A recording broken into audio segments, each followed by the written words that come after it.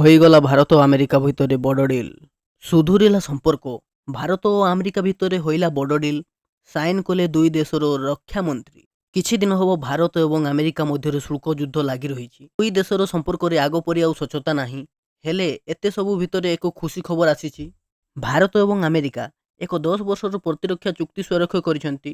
ମାଲେସିଆର ରାଜଧାନୀ କୁଆଲାଲମ୍ପୁରରେ ପ୍ରତିରକ୍ଷା ମନ୍ତ୍ରୀ ରାଜନାଥ ସିଂଙ୍କ ସାକ୍ଷାତ କରିବା ପରେ ଆମେରିକାର ପ୍ରତିରକ୍ଷା ସଚିବ ପିଟ୍ ହେଗ୍ସେଥ୍ ଏହି ଚୁକ୍ତିନାମା ଘୋଷଣା କରିଛନ୍ତି। ଏହି ଚୁକ୍ତିନାମାରେ ଦୁଇ ଦେଶ ପରସ୍ପର ସହିତ ସୂଚନା ଆଦାନ ପ୍ରଦାନ କରିବେ।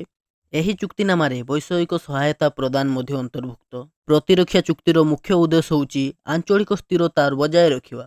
ପରବର୍ତ୍ତୀ ଖବର, ରୁଷିଆ କବଳରୁ ମୁକୁଳି ପାରୁନି ୟୁକ୍ରେନ୍। ୟୁକ୍ରେନ୍ର ଏକ ପ୍ରମୁଖ ସହରକୁ ଅକ୍ତିଆର କରିବା ଲକ୍ଷ୍ୟରେ ରୁଷିଆ ସେନା ବଡ଼ ଯୋଜନା କରୁଛି। ସେନା ସେପଟେ ୟୁକ୍ରେନ୍ ମଧ୍ୟ ରୁଷିଆ କବଳରେ ୟୁକ୍ରେନ୍ର ଏକାଧିକ ଅଞ୍ଚଳ, ତଥାପି ଲଢ଼େଇ ଜାରି ରଖିଛି ରୁଷିଆ। ୟୁକ୍ରେନ୍କୁ ପୁରା ଧ୍ୱଂସ କରିବା ଲକ୍ଷ୍ୟରେ ରୁଷିଆ ସେନା କମିବା ବଦଳରେ ବଢ଼ୁଛି ଯୁଦ୍ଧ। ଅନ୍ୟପଟେ ୟୁକ୍ରେନ୍ ପୂର୍ବ ଭାଗକୁ କବ୍ଜା କରିବା ପାଇଁ ଆରମ୍ଭ ପ୍ରୟାସ କରୁଥିବା ପୁଟିନ୍ ସେନା ହୁଏତ ଏବେ ସଫଳ ହୋଇପାରନ୍ତି ବୋଲି କୁହାଯାଉଛି। କାରଣ ମାଷ୍ଟର ପ୍ଲାନ୍ କରିଛି ରୁଷିଆ। ଅନ୍ୟପଟେ ନିଜ ଅଞ୍ଚଳକୁ ସୁରକ୍ଷା ଦେବା ପାଇଁ ୟୁକ୍ରେନ୍ କମାଣ୍ଡର ଇନ୍ ଚିଫ୍ ମଧ୍ୟ ଯୋଜନା ଆରମ୍ଭ କରିଛି। ୟୁକ୍ରେନ୍ ଦେଶରେ ରୁଷିଆର ଆକ୍ରମଣ ବଢ଼ିବାରେ ଲାଗିଛି। 2 ବର୍ଷ ଯୁଦ୍ଧ ଭିତରେ ଛାରଖାର ହୋଇଥିବା ୟୁକ୍ରେନ୍ର ଏକାଧିକ ଜାଗା ଉପରେ କବ୍ଜା କରିଛି ରୁଷିଆ ସେନା।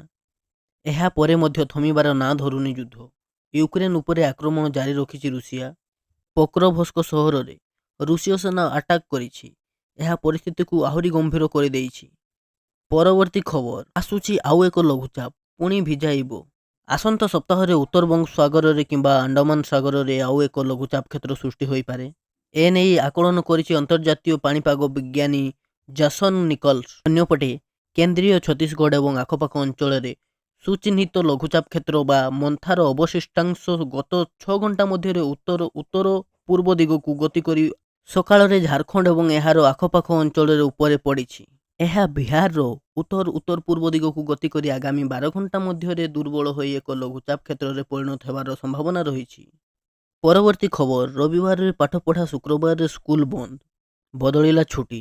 ରବିବାର ସ୍କୁଲରେ ହେବ ପାଠପଢ଼ା, ଶୁକ୍ରବାର ସ୍କୁଲ ଛୁଟି। ପ୍ରଧାନ ଶିକ୍ଷକଙ୍କ ନିର୍ଦ୍ଦେଶ। ଏହି ସୂଚନା ଛାତ୍ରଛାତ୍ରୀଙ୍କ ଅଭିଭାବକମାନଙ୍କୁ ଏକ ମୋବାଇଲ ମେସେଜ ମାଧ୍ୟମରେ ପଠାଯାଇଥିଲା, ଯେଉଁଥିରେ ସ୍ପଷ୍ଟ ଭାବରେ ଲେଖାଯାଇଥିଲା, ଆପଣଙ୍କୁ ଜଣାଇବା ପାଇଁ ଯେ ନୂତନ 2025 ଶିକ୍ଷାବର୍ଷ ପାଇଁ ଶୁକ୍ରବାର ସାପ୍ତାହିକ ଛୁଟି ହେବ ଏବଂ ରବିବାର ସକାଳ 8:45ରୁ ଅପରାହ୍ନ 12:45 ପର୍ଯ୍ୟନ୍ତ ଖୋଲା ରହିବ। ନିର୍ଦ୍ଦେଶ ଅନୁଯାୟୀ ପ୍ରଧାନ ଶିକ୍ଷକ। ଏହି ଆଦେଶର ପ୍ରକାଶ ପରେ ବିଜେପି ସଂଖ୍ୟାଲଘୁ ମୋର୍ଚ୍ଚା ଏହାକୁ ତୀବ୍ର ବିରୋଧ କରିଥିଲା। ମୋର୍ଚ୍ଚାର ସାଧାରଣ ସମ୍ପାଦକ ମୁଜାମିଲ ଅଲି କହିଛନ୍ତି ଯେ ସ୍କୁଲର 117 ବର୍ଷ ଇତିହାସରେ ରବିବାର କେବେ ବି ପାଠପଢ଼ା ଅନୁଷ୍ଠିତ ହୋଇନାହିଁ। ସେ ଅଭିଯୋଗ କରିଛନ୍ତି ଯେ ଏ ଆଦେଶ ସମ୍ପୂର୍ଣ୍ଣ ଅସାମ୍ବିଧାନିକ ଏବଂ ମନମୁଖୀ।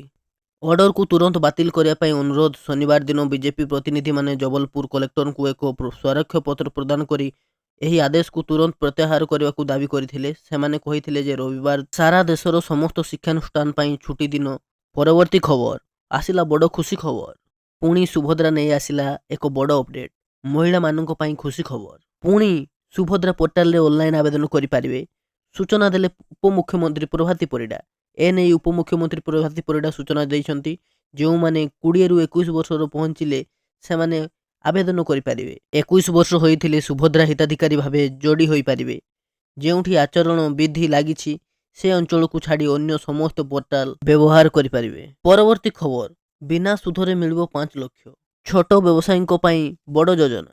ଗରିବ ଓ ପଛୁଆ ବର୍ଗଙ୍କ ଆର୍ଥିକ କ୍ଷେତ୍ରର ବିକାଶ ପାଇଁ ଅନେକ ଯୋଜନା କାର୍ଯ୍ୟକାରୀ କରିଛନ୍ତି ଉଭୟ କେନ୍ଦ୍ର ଓ ରାଜ୍ୟ ସରକାର।